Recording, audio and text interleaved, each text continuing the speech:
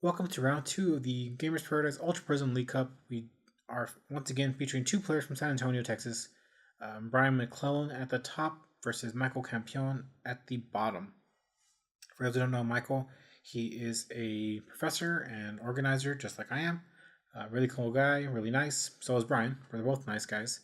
I just worked with Michael with some of our tournaments the past couple of years. I did record a couple of his games for his last League Cup, I believe. Anyways, we see a bench Rockruff for Michael, a strong energy onto that Rockruff, and a Cynthia for a fresh hand of 6.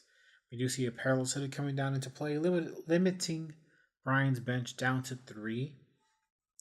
So if Brian goes for something like a Tapu Lele Bridget turn, it won't be as optimal, obviously, because his bench will be reduced to 3 cards. We do see an Ultra Ball discarding a Lycanroc GX, and that glare is pretty bad. I tried fixing it, but there's only so much I can do. So we'll see an Ultra Ball for a Buzzwole, and an attachment choice band, and a Sycamore from Brian. So let's see what Brian gets here. Looking for a float stone, more than likely. Start putting some pressure onto Michael's side of the board. As I mentioned in the previous video, if you hear any noises like the airplane that's flying by right now, I apologize for that. Once again, I'm staying in downtown San Antonio. I can't really do anything about it. We do see a Mallow coming down from Michael's side, going to allow him to put any 2 cards on top of his deck. Going to be pretty interesting to see what he decides to place there. Foregoing any really other supporters in hand if he had any. And this play also signals that maybe he doesn't have the best hand. So let's go ahead and take a look at what those 2 cards are, maybe. Yeah, so it looks like his hand is just a bunch of energy. We'll see energy attachment onto Tapu Lele, a Bloodthirsty Eyes, a Choice Band, dealing 90 damage to this active Buzzwole. On to Brian's turn. For those who don't know, applying pressure with Tapu Lele is actually really strong against Buzzwole. I know a lot of players kind of complain, like, the deck sets up so fast. How do you stop, max elixirs and blah, blah, blah, blah. The answer sometimes is this aggro Tapu Lele attack. You force the Buzzwole player to deal with the Tapu Lele or get knocked out from Energy Drive. Here it looks like we see an N from Brian. Gonna put both players at 6. And let's see how this game progresses.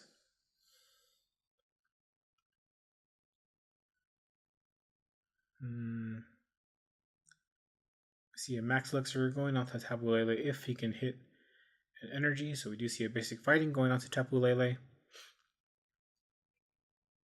Let's see how this ends up. So we'll see a Jet Punch for 60 damage onto Tapu Lele. Going to place, I guess there should be 30 on the bench Lycanroc. Maybe we'll get that fixed shortly. We see a Sudowoodo coming down into play with that Watch and Learn attack, which has become so popular these last couple of weeks as a counter to Zoroark. And we'll see a Bridget grabbing double Zorora and another Rockruff.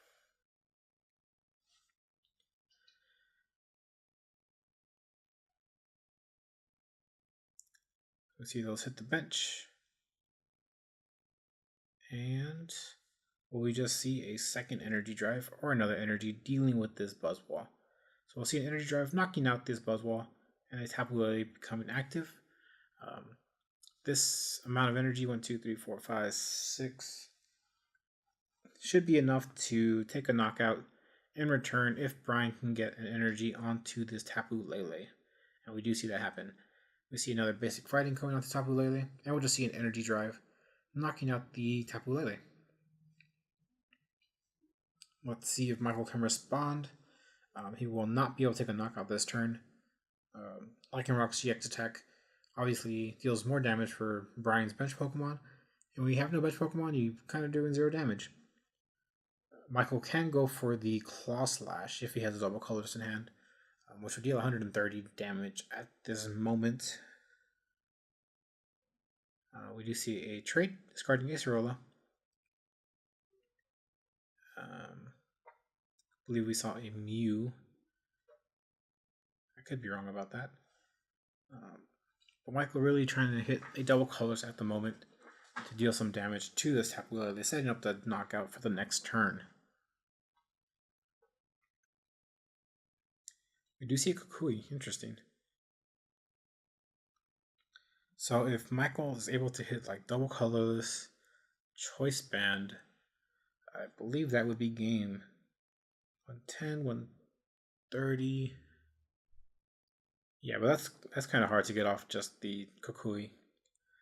You need to have those two cards specifically for the knockout. So we're just going to take the safer route, go for the Cynthia, drawing a fresh hand of 6. And maybe getting closer to the knockout this next turn. But it looks like Brian's really having a rough time with his draws. So let's see how both players can respond. So let's see. Can't see his hand over there, but we do see a second Zoroark coming into play. Going to allow Michael to use his second trade ability and draw some extra cards here. 1, 2. That is another strong energy. Not what he's looking for at the moment. But he can begin powering up one of his bench Pokemon if he does not find the double colorless, which it does not look like is in his hand. So we'll just see a Fighting Energy going onto the Rockruff and a pass onto Brian's turn. Let's see if Brian has a way out of this. We see a Floatstone onto the Lele and a Cynthia.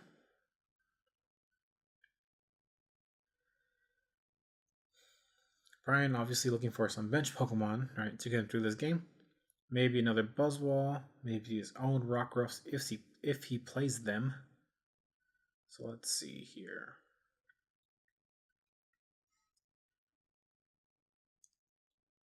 Do we see Remoraid? We see Rockruff in hand. And Buzzwole. Probably not wanting to bench the Rockruff because of that Lycanroc's GX ability or GX attack. So if he benches the third Pokemon, it's 150 plus the Strong Energy 170. Choice Band will be at 200, knocking out the Buzzwole. So really smart holding that Rockruff in hand.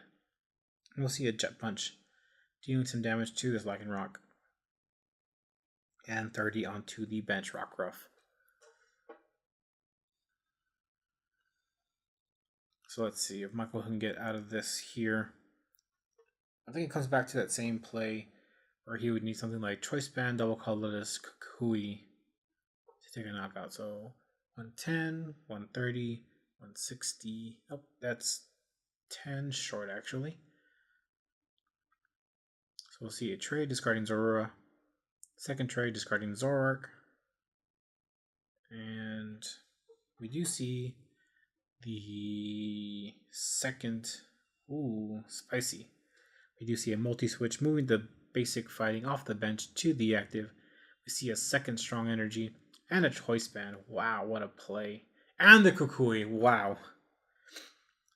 So that's one way to do it. 110, 130, 150, 180, 200 damage exactly with the Kukui. Wow. It's going to be interesting if he chooses to evolve the Lycanroc right now or wait a turn. And yeah, it looks like he's going to hold on to that Lycanroc so he can use those Bloodthirsty Eyes the next turn and just go for the knockout onto Tapu Lele.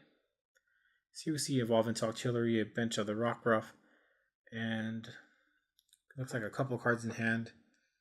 An energy onto Tapu Lele. 2, 3, 4, 5, 6, 120.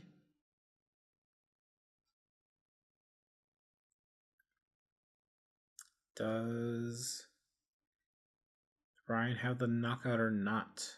That's the question here.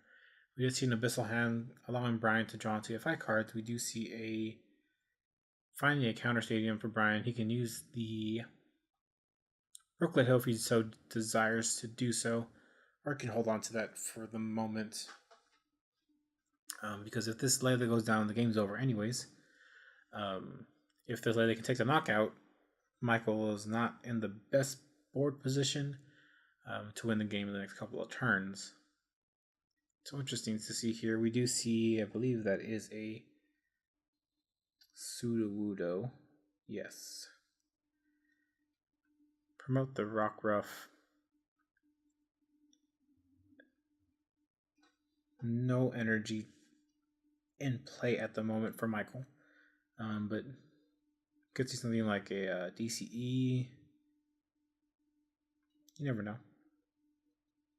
We see another Zora hit the field. We have seen one Zork hit the discard pile already because of those trades ability. Because of the trade abilities. So we just see a pass onto Brian's turn. Or will we see an energy attachment? We see a double puzzle, okay. This double puzzle can allow him to, get back 2 double colors. Looks like he's going to go in with either the Tapu Lele or the Zoroark. Start doing some damage to this Tapu Lele, forcing Brian to deal with his attacker and deal with picking up his own Tapu Lele or risk losing the game. We do know that Michael has a Lycanroc Midnight form in hand, so that'll allow him to bring up the Lele next turn, or just force the knockout here onto the Zora and say, you cannot knock out my Zoroark. I'm confident in that, especially since he removed the Rocker from play. This does open up a small opportunity for Brian to promote the Sudowoodo and maybe hit a counter energy to knock out this Zoroark. So a bit of a risky play. Assuming that is a Sudowoodo, I can't even tell. So we see 2 cards. Brian trying to figure out his best way out of this. So we'll see a bunch of stuff hit the field. Rockruff, Remoraid, Brooklet Hill. Just thinning out his deck, thinning out his hand, trying to figure out a way to knock out the Zoroark. Here we'll see a retreat, energy switch, and we'll see the Watch and Learn knocking out the Zoroark with its own right as beaten attack with the weakness. And Brian will take game number 2, or round number 2, I should say. So we'll see you guys shortly for round number 3.